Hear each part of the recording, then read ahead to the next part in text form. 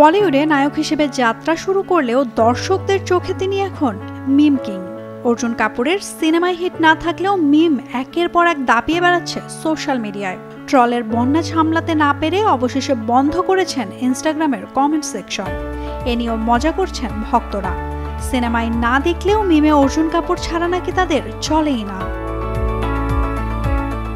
বলিউড অভিনেতা অর্জুন কাপুরকে নিয়ে নেটিজেনদের ট্রোল যেন থামছেই না।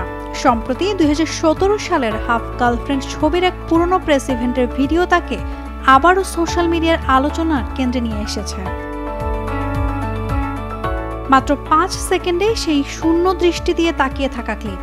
মিম নির্মাতারা সেখানে জুড়ে দিয়েছেন জনপ্রিয় গান দাদা সাধু হোক আন্ডারওয়ার্ল্ড। তাতেই জন্ম হয়েছে অর্জুন কাপুর মিম গান। অদ্ভুত ব্যাপার হচ্ছে, তার সাম্প্রতিক ছবি মেরে হাজবেন্ড কি বিবির চেয়ে এই মিমই দর্শকদের কাছে বেশি জনপ্রিয়।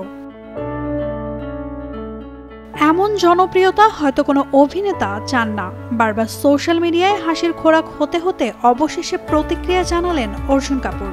বন্ধ করে দিলেন ইনস্টাগ্রামের কমেন্ট সেকশন।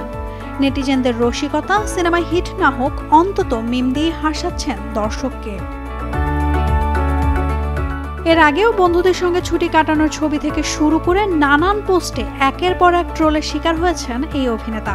অভিনয়ের চেয়ে তাই সোশ্যাল মিডিয়ায় অর্জুন কাপুরের মিম ক্যারিয়ারই এখন সবচেয়ে বেশি আলোচিত।